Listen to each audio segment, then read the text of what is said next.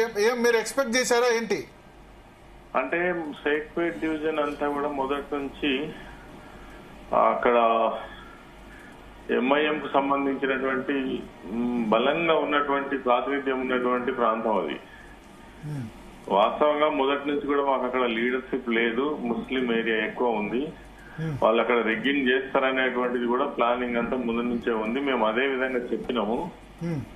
అక్కడ ఎన్నికల నిబంధనలన్నీ పక్కకు పెట్టేసి బూతులను ఆక్యుపై చేసుకొని రిగ్గింగ్ చేయడానికి మాక్సిమం ప్రయత్నం చేసారు. మేము కూడా మాక్సిమం ఆపడానికి ప్రయత్నం చేసినాము. అయినప్పటికీ వాళ్ళకి చాలా చాలా సంవత్సరాల నుంచి వస్తున్నటువంటి ఆ సిస్టమ్ ఉంది కదా, ఆ దాని ప్రకారం వాళ్ళు చేయగలిగినంత చేసిండ్రు. అందుకోసమే అక్కడ మెజారిటీ వచ్చింది. వాస్తవంగా చెప్పాలంటే ప్రజాభిప్రాయం 100% ప్రభుత్వానికి వ్యతిరేకంగా ఉంది. గతంలో ఉన్నటువంటి ప్రభుత్వం చాలా బాగా చేసింది కేసీఆర్ గారి నాయకత్వంలో అనేది ప్రతి ఒక్కరి నోటి నుంచి మేము విన్నాం. అది యువకులు కావచ్చు, తర్వాత మహిళలు కావచ్చు, ముస్లిం మైనారిటీస్ కావచ్చు, అందరూ కూడా అదే విధంగా మాట్లాడింది. కానీ దాన్ని నిరోధించగలిగినారు అంటే ఖచ్చితంగా వీళ్ళు నిబంధనలకు విరుద్ధంగా అక్కడ ఉన్నటువంటి బలాన్ని ఉపయోగించుకొని కాంగ్రెస్ పార్టీ అధికారాన్ని ఉపయోగించుకొని అందరి సహకారంతో పోలీసులు కూడా చేతులెత్తేయడం వల్ల ఖచ్చితంగా ఓటు వేయడం ద్వారానే అక్కడ మెజారిటీ వచ్చిందని ఖచ్చితంగా చెప్పగలుగుతున్నారు. Okay okay. ఇప్పుడు లాస్ట్ టైం మీకు షేక్పేటకు వచ్చేసరికి 2500 లీడా, మాగంటి గోపీనాథ్ కంటే అజారుద్దీన్ లీడ్ వచ్చింది అక్కడ. అవునండి. ఎంత ఎన్ని ఓట్ల లీడ్ ఉండే? మొత్తానికి అయితే 2000 పైచిలుకు. 2000 పైచిలుకు. ఓకే, 2000 పైచిలుకు. ఈసారి దాదాపు 1000 పైచిలుకు లీడ్ కాంగ్రెస్ పార్టీకి మనకు షేక్పేట్ లో వచ్చినట్టు కనబడుతుంది. తగ్గినట్టే కదా వాళ్ళ మెజారిటీ తగ్గించినట్టే. Okay okay. సో ఓవరాల్ గా ఎట్లా ఉంటుందని ఎక్స్పెక్ట్ చేస్తున్నారు కొప్పులేశ్వర్ గారు రిజల్ట్? అదే అంటున్నా, ఖచ్చితంగా హోప్ ఉంది మాకు. ప్రజల అభిప్రాయం అయితే ప్రభుత్వానికి వ్యతిరేకంగా ఉంది, మాకు అనుకూలంగా ఉంది. గత ప్రభుత్వం చాలా బాగా చేసింది, అన్ని వర్గాల ఆవేదనతో ఉన్నారు. అయినా ఈ అధికారాన్ని అడ్డం పెట్టుకుని ఈ రోజు ఎట్లయినా గెలవాలనే ప్రిస్టేజ్ తోటి ఎన్ని రకాల వాళ్ళు వాడాలో అన్ని రకాలు వాడిన డబ్బు పంపిణీతో పాటు చీరల పంపిణీ, మద్యం పంపిణీ, ఎంత బలం ఉందో అంత వాడిన మంత్రులు, ముఖ్యమంత్రి గల్లి గల్లి తిరిగిన సంగతి మనకు తెలుసు కదా. కాబట్టి సరే, ఇందులో వాళ్ళు ఒకవేళ గెలిచినది నైతిక విజయం మాత్రం బీఆర్ఎస్ అవుతుంది. గెలుస్తారు, వాళ్ళే గెలిచే అవకాశం ఉంది. అదే నైతిక విజయం మాత్రం బీఆర్ఎస్. విజయాల్లో మళ్ళీ నైతిక విజయాలు ఈ విజయాలు ఉండకపోవచ్చు. అయితే ఇప్పుడు మీరు షేక్పేట అన్నారు కదా, షేక్పేట లో బోగస్ ఓటింగ్ జరిగింది అని అంటారు కదా, ఎన్నో ఓట్ల బోగస్ ఓటింగ్ జరిగి ఉంటది? జరిగి ఉంటాయని నాకు తెలిసి వాళ్ళంతా షేక్పేట డివిజన్ లో ఒక 6 పెట్టుకున్నారు. 5-6 ఒక బూత్ కు టాప్ 100 ఓట్లు బోగస్ ఓటింగ్ చేయాలనేది వాళ్ళ ఆ పాత పద్ధతి. అది ఓకే ఓకే. దాని ప్రకారం ప్లాన్ చేసి కొంత నిరోధించగలుగుతున్నారు. Okay okay okay. మీరు నిరోధించగలిగారా? మీరు సాయంత్రం 3-4 కొంత ఆపగలిగినాం. పోలీస్ సహకరిస్తున్న ఎక్కడ తప్పైతే అక్కడ ఫంక్షన్ హాళ్లలో అందరినీ జమ చేసి అక్కడనే డబ్బులు ఇచ్చి ఆటోలకు పంపించి ఫేక్ ఐడి కార్డు అవన్నీ చేసి అంటే ఫేక్ ఐడి కార్డుకు ఎవరు కూడా అటువంటి పరిస్థితి లేదు. Okay okay. తర్వాత ముస్లిం మైనారిటీ కొన్ని నిబంధనలు వాళ్ళని చెక్ చేయడానికి కూడా ఇబ్బంది ఉన్నది. మేము లేడీ ఆఫీసర్, పోలీస్ ఆఫీసర్ పెట్టమని అడిగినాం, అయినా కానీ పెట్టలేదు. వాళ్ళు చేతులెత్తే పోలీస్ వాళ్ళు కూడా వాళ్ళకి సహకరించడంలో ఏం తేడా లేదు. Okay okay okay okay. So overall గా మీకు ఏ డివిజన్స్ లో లీడ్ వస్తుందని పోస్ట్ పోల్ అసెస్మెంట్ లో అనుకున్నారు మీరు?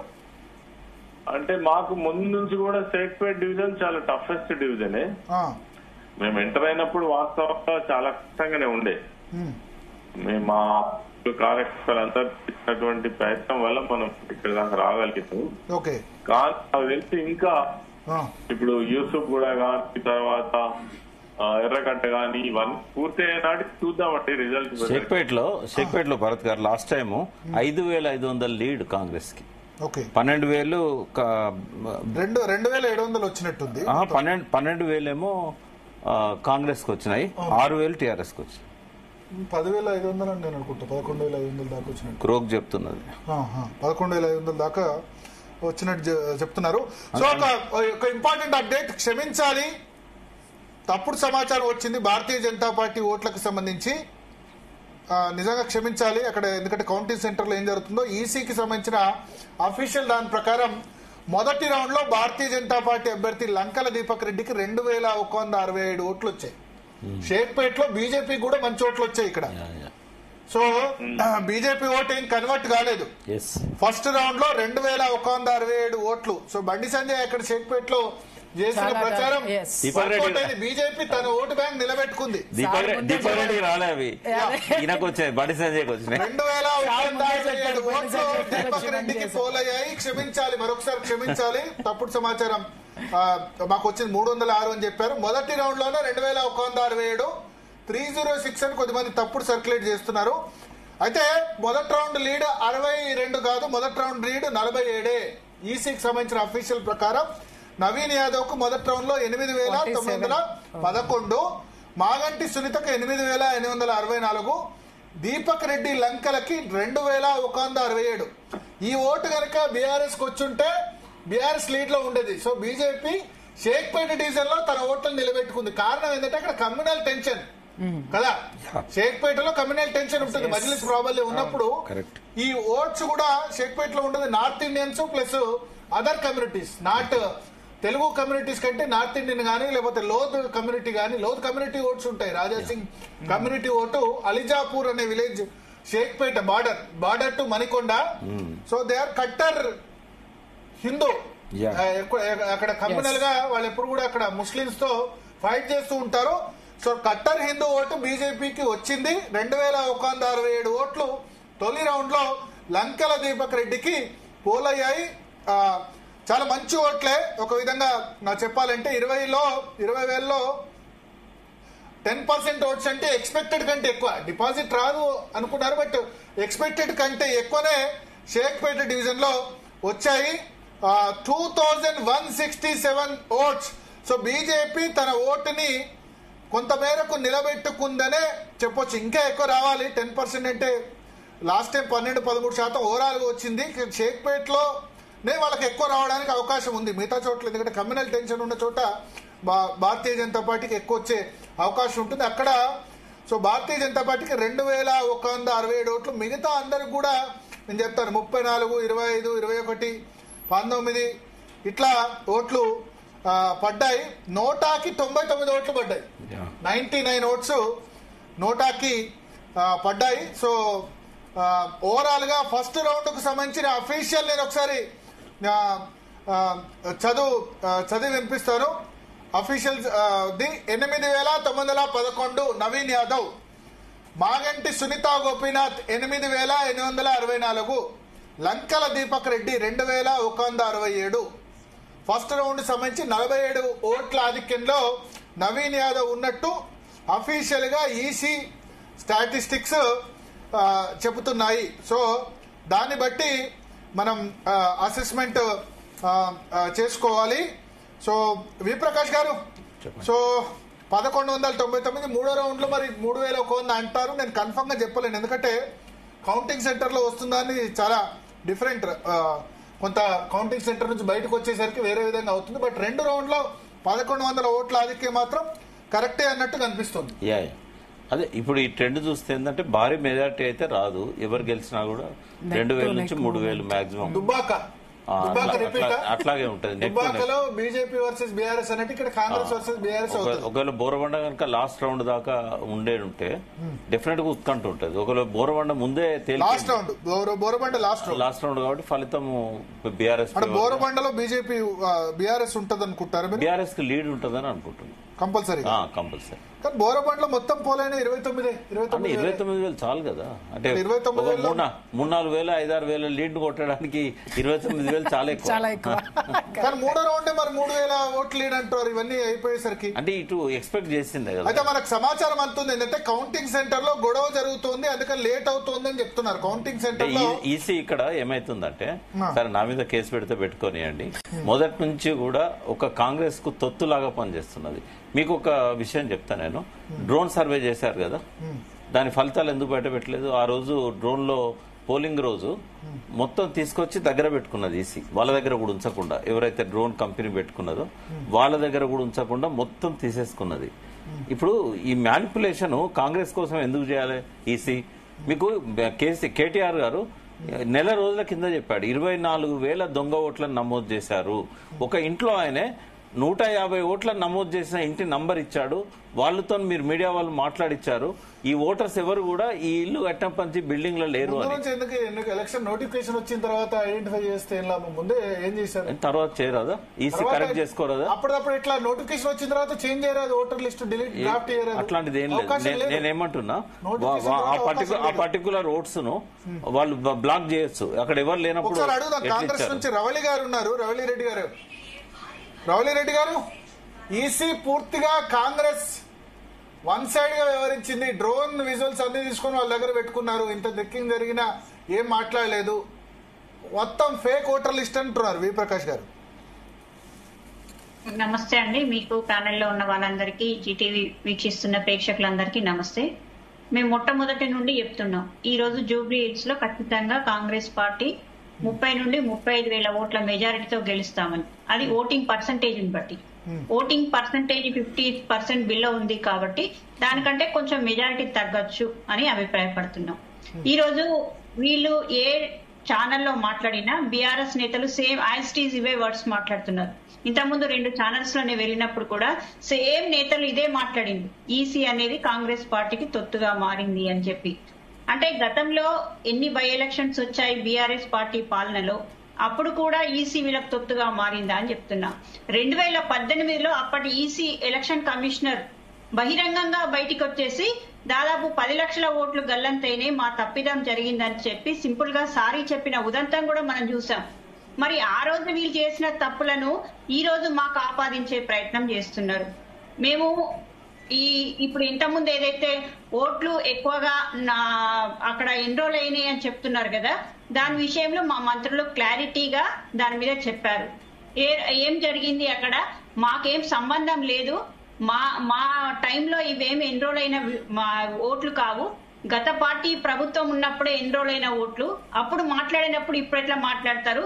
ఎలక్షన్ వ్యవస్థ అనేది ట్రాన్స్పరెంట్ గా, ఇండిపెండెంట్ గా చేసుకోవాల్సిన వ్యవస్థ. మీకేమైనా అభ్యంతరాలు ఉంటే స్వచ్ఛందంగా ఎలక్షన్ వ్యవస్థకు చెప్పుకోండి అని చెప్తున్నాం. కానీ ఈ రోజు ప్రతిదీ కూడా అధికారంలో ఉన్నాం కదా అని చెప్పేసి వీళ్ళు ఓటమిని తట్టుకోలేక సేమ్ యాజ్ గా ఏ స్క్రిప్ట్ ఇచ్చిందో అదే స్క్రిప్ట్ ను వీళ్ళు బైహార్ట్ చేస్తూ ప్రతి ఛానల్లో అదే పదాలు మాట్లాడుతున్నారు. ఈ రోజు ఇంతకుముందు ఒక ఛానల్లో కూడా ఈసీ మీద పరుష పదజాలాలు మాట్లాడిండ్రు. అది వాళ్ళ నైతికత. దేశవ్యాప్తంగా మీరు ఈసీ మీద ఇవే కామెంట్స్ చేస్తున్నారు, మీరు ఓడిపోయిన చోట్ల.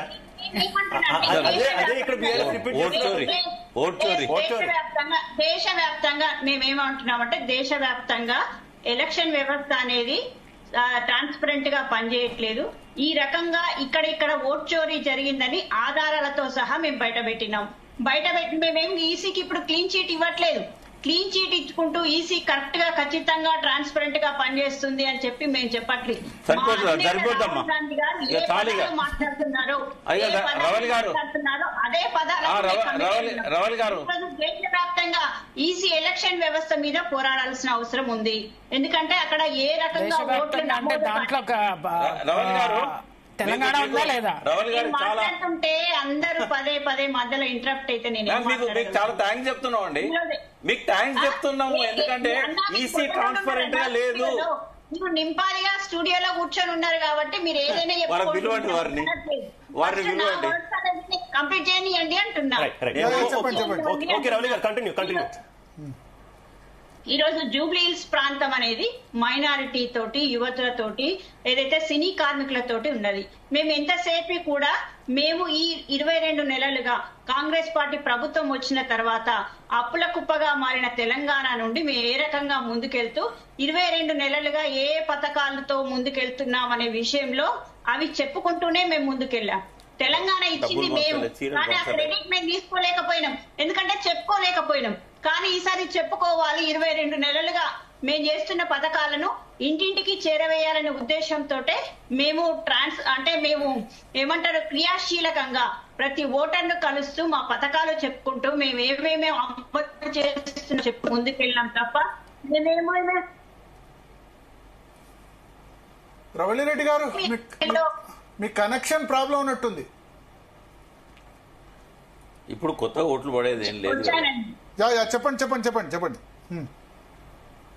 మేం చేసిన పథకాలు, మేం చేస్తున్న అభివృద్ధి ఇంకేం చెప్పబోతామో, ఏం చేయబోతామో అనేది ఇంతవరకు కూడా ఏ ప్రభుత్వం కూడా ప్రతిదీ కూడా హైదరాబాద్ ను అంటే తెలంగాణ రాష్ట్రం ఏర్పడ్డ తర్వాత హైదరాబాద్ అనేది కీలకమైన ప్రాంతం.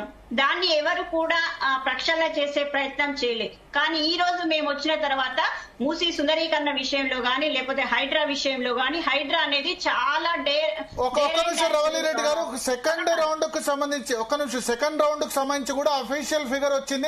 నేను చదివి వినిపిస్తాను. రౌండ్ నెంబర్ 1 సంబంధించి అఫీషియల్ గా షీట్ నా దగ్గర ఉంది. సెకండ్ రౌండ్ కు సంబంధించి కూడా అఫీషియల్ షీట్ మరి కాసేపట్లో రాబోతుంది. అఫీషియల్ షీట్ ఫస్ట్ రౌండ్ సంబంధించి లంకల్ దీపక్ రెడ్డి 2167, నవీన్ యాదవ్ 8211, 8911. లీడ్ మాత్రం 47 మాత్రమే. అఫీషియల్ గా మొదటి రౌండ్ 62 లీడ్ అన్నారు. మాగంటి సునీత గోపీనాథ్ 8864, నవీన్ యాదవ్ 8901. సో బయటకు వస్తున్న ప్రచారానికి ఇక్కడ చాలా తేడాలో ఉంది. మూడో రౌండ్ లో కాంగ్రెస్ ఆధిక్యం అని చెప్తున్నారు, 3100, 3400. బట్ నేను కన్ఫర్మ్ చేయను. అన్అఫీషియల్ ఇన్ఫర్మేషన్ 3100 లీడ్ అని చెప్తున్నారు. అఫీషియల్ ఇన్ఫర్మేషన్ రావాల్సి ఉంది. ఎస్ రవళిరెడ్డి గారు. భరత్ గారు ఈ రోజు జూబ్లీ హిల్స్ ఎలక్షన్ అనేది నిజంగా బీఆర్ఎస్ పార్టీకి చావో రేవులాగా ఉంది. కాబట్టి వాళ్ళు ఏదైనా ఇప్పుడున్న అధికార పార్టీ కాంగ్రెస్ పార్టీ వెళ్తున్న విధానాన్ని మీద వాళ్ళు ఏ రకంగానైనా మాట్లాడి ప్రజల్లో వాళ్ళు ఒక స్థానాన్ని కొట్టేయాలనుకుంటున్నారు. కానీ నేనేమంటున్నా అంటే జూబ్లీ హిల్స్ ఎలక్షన్ అనేది నిజంగా అక్కడున్న వెనుకబాటుతనానికి నిదర్శనంగా కనిపిస్తుంది. గత ఎమ్మెల్యే గారు ఏం అభివృద్ధి చేశారు, గత టీఆర్ఎస్ పార్టీ ప్రభుత్వము 10 సంవత్సరాల క్రితం ఏం అభివృద్ధి చేశారు అనే విషయంలో ఒకసారి చర్చలోకి తీసుకుంటే మా ముఖ్యమంత్రి గారు ప్రతి ఒక్క వర్గం తోటి మాట్లాడి అక్కడ ఉన్న సమస్యలను తెలుసుకొని దాని సాల్వేషన్ దృష్టిగా ఎన్నికలకు సంబంధించి సరే ఇవన్నీ ఎలక్షన్ బిఫోర్ ఇష్యూస్. పోలింగ్ రోజు లాస్ట్ 2 days మాగంటి సునీత ఆమె చూసారు చాలా చోట్ల దొంగ ఓట్లు వేస్తున్నారు, ఎంఐఎం బూత్ క్యాప్చరింగ్ చేస్తుంది. ఈ ఆరోపణలు లేకుంటే గనక ఇప్పుడు కాంగ్రెస్ పార్టీ ఇప్పుడు గెలిచినా బీఆర్ఎస్ అంటే వాళ్ళు బూత్ క్యాప్చరింగ్ చేశారు, అక్రమాలకు పాల్పడ్డారు, మొత్తం మంత్రులందరూ ఎలక్షన్ రోజు తిరిగారు. మంత్రుల విజువల్స్ ఉన్నాయి, ఎలక్షన్ రోజు కనబడ్డాయి, వాళ్ళు తిరగలేదని కాదు. ఇప్పుడు మునుగోడు హుజరాబాద్ లో డబ్బులు వంచింది బీఆర్ఎస్, కానీ ఎన్నికల్లో ఫ్రాడ్ జరిగినట్టు, ఎన్నికల్లో ఈవీఎం బూత్ క్యాప్చరింగ్ జరిగినట్లేదు, డబ్బులు ఎవరైనా వంచుతున్నారు. ఆ మంత్రులు గనక ఆ రోజు తిరగకపోతే రేపు ఇప్పుడు మీరు నిజంగానే బీఆర్ఎస్ ఓడిపోయింది, కాంగ్రెస్ గెలిచింది, మంచి మెజార్టీతో గెలిచిన వాళ్ళు ఏం చెప్తారంటే ఇది అసలు ఎన్నికే కాదు అని వాళ్ళు చెప్పే అవకాశం ఉంటుంది కదా. ఆ స్కోప్ ఎందుకు ఇచ్చారు మీరు? వాళ్ళు ముందస్తుగా అస్త్ర సన్యాసం చేస్తే మనం ఏం చేయలేము. అంటే వాళ్ళ ఓటమికి వాళ్ళు కారణాలు మా మీద చెప్పి అంటే మీ నేతలు ఎలక్షన్ రోజు ఎందుకు తిరిగారు? మీ నేతలు ఎలక్షన్ రోజు అక్కడ ఎందుకు తిరిగారు అంటారా? ఎవరైనా అంటే అక్కడ ఉన్న వాళ్ళు కేవలం జూబ్లీ హిల్స్ ఓటర్లే ఉన్నారని చెప్పి వీళ్ళ నేతలు లేరా, వీళ్ళ ఎమ్మెల్యేలు లేరా, వీళ్ళ మాజీ మంత్రులు వాళ్ళు మధ్యాహ్నం నుంచి వచ్చామని వాళ్ళు చెప్తున్నారు. వచ్చు మధ్యాహ్నం నుండి వచ్చిందా, పొద్దున్న మంత్రులు అధికారిక పదవిలో ఉన్నారు. గత 10 సంవత్సరాలుగా అనేకమైన బై ఎలక్షన్స్ చూసాం. అనేకమైన బై ఎలక్షన్లలో వీళ్ళు ఈ రకమైన పద్ధతి అవలంబించి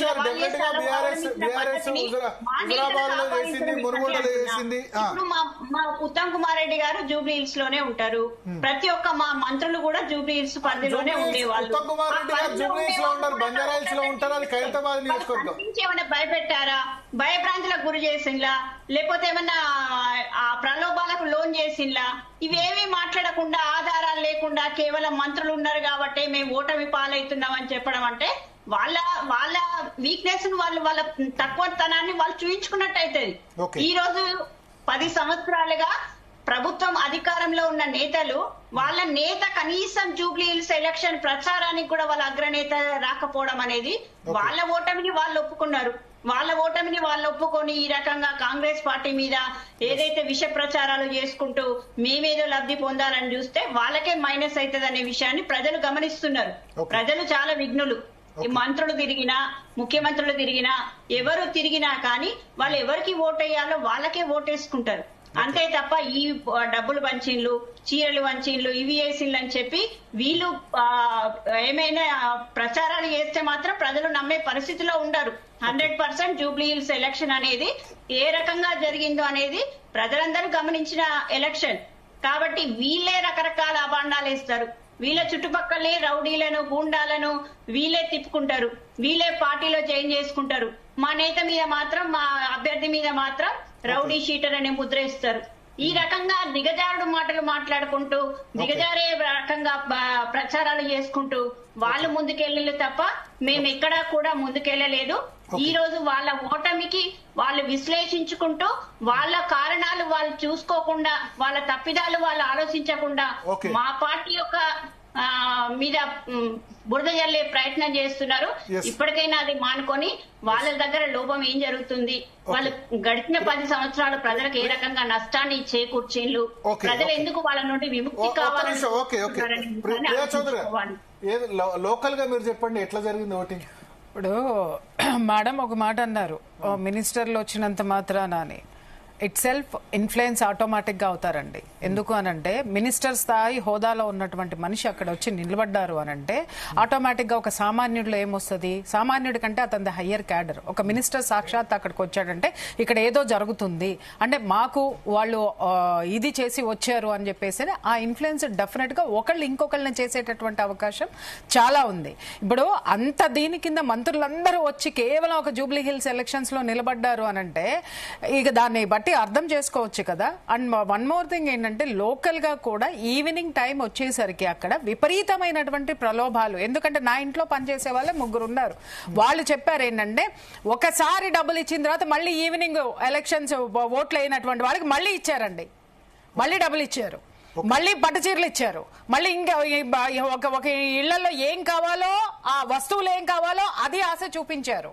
ఇవన్నీ జరిగినటువంటి లోకల్ గా జరిగినటువంటి సాక్ష్యాలు చాలా ఉన్నాయి. ఇక్కడ ఇన్ఫ్లుయెన్స్ ఎందుకు చేశారు అనంటే ఒక మినిస్టర్ వచ్చి నిలబడ్డాడు అనంటే ఇంకొకటి మాట్లాడడానికి, ఎందుకంటే అధికార యంత్రాంగం మొత్తం అక్కడ ఉంటది. ఆ అధికార యంత్రాంగం చూసి ఎవరో మాట్లాడడానికి అవకాశం ఉండదు.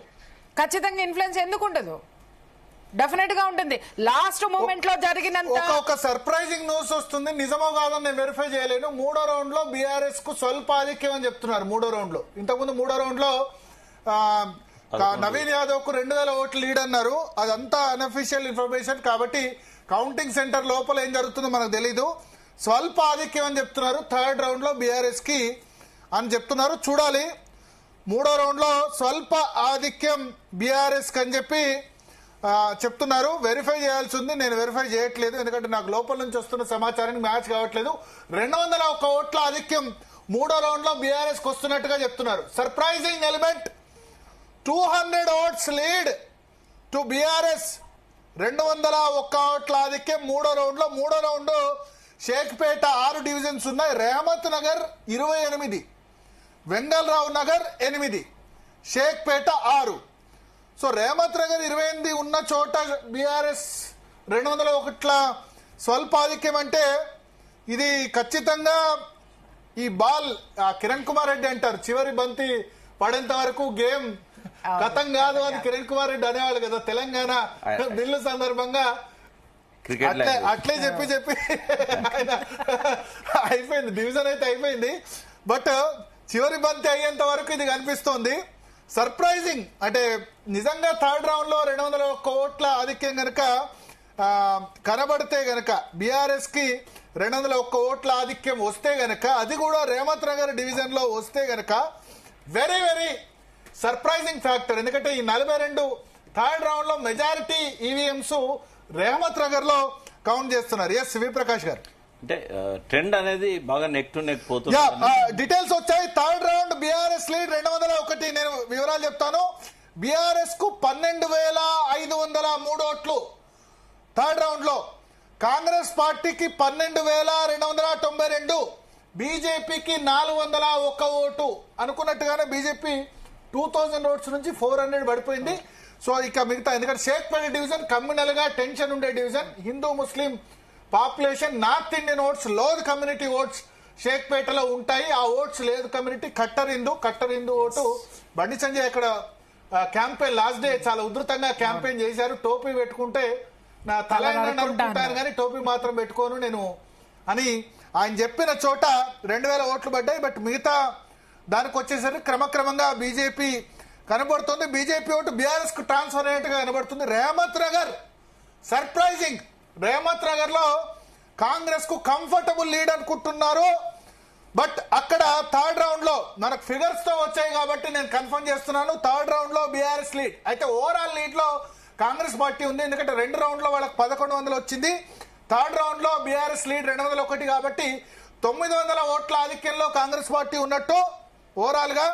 Third round voting wise figures వచ్చాయి.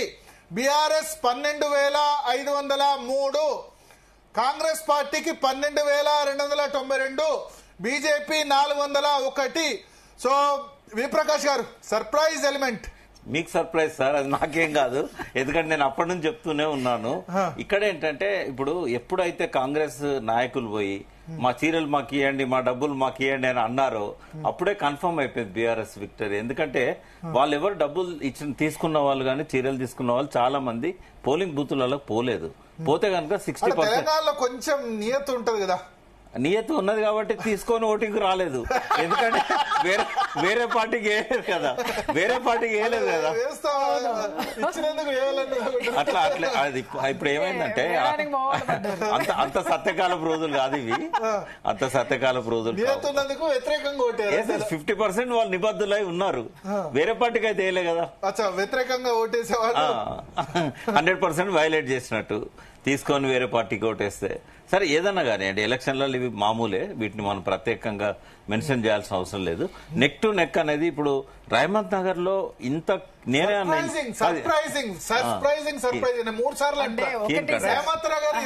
రేవంత్ నగర్ లో మాగంటి గోపీనాథ్ గారికి పట్టు ఉంది, చాలా ఫాలోయింగ్. వాళ్ళు చెప్పారు, వాళ్ళు చెప్పిన చోట లేదండి, అక్కడ యూత్ ఎప్పుడు కూడా చాలా బాగా వర్క్. రేవంత్ నగర్ లో ఎంఐఎం పాకెట్స్ ఉన్నాయా? ఉంటారు.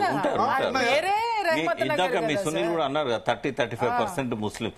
అది నేను చూశాను కదా, 47 ఏళ్లుగా నేను అక్కడ ఉండి తర్వాత కూడా అబ్జర్వ్ చేస్తూ వస్తాను. 47 ఏళ్ల క్రితం ఉన్నాను. బట్ అప్పటికిప్పటికి రెగ్యులర్ టచ్ లో ఉన్నాను నేను. అక్కడ ఉన్న ఫ్రెండ్షిప్ నేను 68 21 ఇయర్స్ ఉన్నప్పుడు నేను స్టూడెంట్ అప్పుడు. అప్పుడే బస్తీ పడుతున్నది. శ్రీశైలం యాదవ్ ఇంటి ప్లేస్ కానీ ఇదంతా బట్టి డిజర్ట్ లాగా ఉండేది. ఇప్పుడు మీరు చూడండి, షేక్పేటకు సంబంధించిన కౌంటింగ్ ఆల్మోస్ట్ కంప్లీటెడ్. సో ముస్లిం ఓటు 51-49 దాదాపు సమానం వచ్చింది. థర్డ్ రౌండ్ లో కూడా 6 షేక్పేట కౌంట్ అయినాయి. వెంగళరావు నగర్ 8 కౌంట్ అయినాయి, రేవంత్ నగర్ 28. ఇక 4వ రౌండ్ వెంగళరావు నగర్ ఎక్కువ ఉన్నాయి, 23 బూతులు, రేవంత్ నగర్ 19 బూతులు. ఇక్కడ ఒక అబ్జర్వేషన్ ఏంటంటే లాస్ట్ టైం బీజేపీకి 7,000 వచ్చాయి, ఇప్పుడు 3,000 వచ్చినాయి. లాస్ట్ టైం 22,000 బీఆర్ఎస్ కి వస్తే 14,500 కాంగ్రెస్ కి వచ్చాయి. అంటే ఏంది మీరు మొత్తం అన్ని రౌండ్లు కలిపితే? కాదు, ఒక్క షేక్పేటలోనే. ఒక షేక్పేటలో బీజేపీ 2,000 వచ్చాయి, 2,000 వచ్చాయి కదా. టోటల్ కలిపితే లాస్ట్ టైం 7,000, రెండో రౌండ్ కలిపితే 3,000 దాకా వచ్చి లాస్ట్ టైం 7,000 వచ్చాయి. అది ఈ 4,000 ఓట్లు కన్వర్ట్ అయినాయి. తర్వాత కాంగ్రెస్ 14,500 కన్వర్ట్ అయితే కాంగ్రెస్ కావా చెప్పలేం, కావచ్చు. బట్ 22,000 మెజారిటీ బీఆర్ఎస్ కన్వర్ట్ అవుతాయి, నో డౌట్. అంటే గ్యాప్ కూడా అజరుద్దీన్ క్యాండిడేట్. కాంగ్రెస్ కనుక ముస్లిం క్యాంపెయిన్ చేసింది కదా, ముస్లిం అంటే మేము ముస్లిం ఇది అనేసరికి. అంటే లాస్ట్ టైం ముస్లిం క్యాండిడేటే ఉన్నాడు కదా. అవును, 14,000 వచ్చాయి వాళ్ళకి, 22,000 బీఆర్ఎస్ కి వచ్చాయి. అంటే దాదాపుగా 7,000-8,000 లీడ్ ఉంది అక్కడ లాస్ట్ టైం కూడా. కాబట్టి షేక్పేటలో మనం అనుకున్న దానికంటే ఎక్కువ బీజేపీ ఓట్ టర్న్ అయింది. అంటే సరే అనుకున్న దానికంటే ఇప్పుడు అప్పుడు పరిస్థితి వేరు కదా, బీజేపీ కొంచెం పరిస్థితి బాగుంది. ఇప్పుడు ఎలక్షన్ లో వన్ సైడ్ పోలరైజ్ అవుతున్నారు, అటు ఇటు కాకుండా. అది జనరల్ ఎలక్షన్. ఇక్కడ అందరూ తెలిసిపోయింది ట్రెండ్, బీజేపీ గెలిచేది లేదు, డిపాజిట్ వచ్చేది లేదు అని చెప్పి. నేనైతే డిపాజిట్ లో సగం కూడా వచ్చినా గ్రేటే, అంటే 16% సగం 8% వచ్చినా గ్రేటే అని అనుకున్నా. అది చెప్పాను కూడా, ఎవరు వస్తే గనక మనం చూద్దాం November 14th అని చెప్పి. సో సర్ప్రైజింగ్ ఎలిమెంట్, ఎవరు గెలిచినా 10,000 లోపే అని ఇంతకుముందు పెట్టాం, ఎవరు గెలిచినా 5,000 లోపే అని నేను ఇప్పుడు అంటా. ఎవరు గెలిచినా 10,000 లోపు కాదు, 5,000 లోపు. పీసీఆర్ ఒకసారి సునీల్ ఉంటే మళ్ళీ ఒకసారి జాయిన్ చేయండి. మీరేమంటారు, ఎవరు గెలిచినా 2,000-3,000 మధ్యనే ఎవరు గెలిచినా అంతే. దుబ్బాక రిపీట్, మళ్ళీ దుబ్బాక సినిమా కనబడుతుంది. ప్రియా చౌదరి గారు ఏంది, రేవంత్ నగర్, వెంగళరావు నగర్ కూడా కౌంట్ అయింది. కౌంట్ అయిన దానిలో 251 మెజార్టీ. నేను అదే చెప్తున్నాను కదా సార్. బట్ అక్కడ నెక్ టు నెక్ మూమెంట్ అయితే మాత్రం డెఫినెట్ గా ఉంది. అక్కడ ఇంకా బీజేపీ వాళ్ళైతే అసలు నాకు కనపడలేదు, నాకు బీఆర్ఎస్ కూడా అంత హవా కనపడలేదు. కాకపోతే అక్కడ ఓటింగ్ వచ్చింది అని అంటే కొంత ఆ ప్లేస్ మొత్తం కూడా అక్కడ ఉన్నటువంటి సెటిలర్స్ ఎక్కువ మంది ఉన్నారు. వెంగళరావు నగర్ కానివ్వండి, ఇటు ఎల్లారెడ్డి కూడా ఇటువైపు అంతా కూడా ఆ సెటిలర్స్ ప్రభావం ఖచ్చితంగా మాగంటి గోపి గారి మీద ఉంటుంది. సో అది బీఆర్ఎస్ కి ఎందుకేరండి, ఇప్పుడు సునీత క్యాండిడేట్ సునీత కదా, సునీత అది కాదు, టీఆర్ఎస్ అధికారంలోకి వచ్చిన కాదమ్మా, టీఆర్ఎస్ అధికారంలోకి వచ్చిన కాంచి ప్రతి ఓటు బీఆర్ఎస్ కే పడ్డది. సునీత గారిని కొంచెం ఈ వెంగళరావు నగర్ లో ఎక్కువ మాట్లాడిస్తే బాగుండేది. అచ్చమైన ఆంధ్ర స్లాంగ్ లో మాట్లాడుతుంది ఆమె. అవును కదా, ఆవిడ అసలు ఎక్కడ ఆవిడ ప్రసంగించింది చాలా తక్కువ. లాస్ట్ ఎలక్షన్ డే ఇప్పుడు వచ్చిన ఓట్లన్నీ కూడా గుంటూరు, విజయవాడ, గుంటూరు వాళ్ళ క్యాండిడేట్స్ వాళ్ళు ఓడించుకోస్తారు ఏ పార్టీ. విజయవాడ, గుంటూరు అని అర్థమవుతుంది. ఆమెను ఎక్కువ వెంగళరావు నగర్ లో తిప్పింటే ఇంకా మాట్లాడిచ్చుంటే, తిప్పడం కాకుండా మాట్లాడిచ్చుంటే బాగుండేది అనిపించింది. ఎందుకంటే నాకు అప్పటి వరకు సునీత గారు మాట్లాడింది తెలియదు, బట్ ఎలక్షన్ డే రోజు మాత్రం మాట్లాడింది చూస్తే యాక్చువల్ గా ఏంటంటే మేమున్న ఏరియాలోకి కాంగ్రెస్ మినిస్టర్స్ కూడా వచ్చారు, మా అపార్ట్మెంట్ కూడా. కాకపోతే ఈ బీఆర్ఎస్ కి సంబంధించిన వాళ్ళు చాలా అసలు రాలేదు నాకు తెలిసి. ఎందుకంటే ఏ ఇన్ఫర్మేషన్ వచ్చినా మా వాళ్ళు నాకు పెడతారు, నన్ను రమ్మని అంటారు. కాబట్టి అది లేదు. అయినా కూడా అక్కడ ఆధిక్యత వచ్చింది అని అంటే కేవలం సెటిలర్స్ అందరూ కూడా ఫేవర్ టు మాగంటి గోపీనాథ్ అండి. మాగంటి గోపీనాథ్ గారి ఫాలో అప్ ఇది అంత. ఒకటి సార్ అన్నట్టుగా బీఆర్ఎస్కి ఎందుకు వేస్తారు అని అంటే, ఒకటి స్పష్టంగా చెప్పాలి ఏంటి అంటే, మన కేసీఆర్ గారు కొంచెం ఓన్ చేసుకోవడంలో ఆయన దిట్ట మనుషుల్ని. ఆయన ఫస్ట్ ఫోకస్ పెట్టిందే తెలంగాణ వచ్చిన తర్వాత ఫోకస్ పెట్టిందే సెటిలర్స్ మీద, ఆంధ్ర సెటిలర్స్ మీద, ఆంధ్ర ఓటర్స్ మీద. సో ఆ కన్సర్న్ అనేది డెఫినెట్ గా ఉంటుంది, ఖచ్చితంగా. మరి అప్పటి వరకు తిట్టిన వ్యక్తిని ఎందుకు కన్వర్ట్ అయిపోయారు? అదే కదా సార్, ఇప్పుడు ఎవరిళ్ళకి వాళ్ళు వెళ్ళిపోయారు, మిగిలిన వాళ్ళు ఉన్నారు. మిగిలిన వాళ్ళకి ఎవరు ఎక్కువ కాన్ఫిడెన్స్ ఇస్తారో, ఎవరైతే ఇది చేస్తారో వాళ్ళకి ఖచ్చితంగా వాళ్ళు మోరల్ గా అటాచ్మెంట్ అనేది ఉండడం అనేది. సో 3 రౌండ్స్ తర్వాత అన్ని కలిపాం మనకి ఇంకా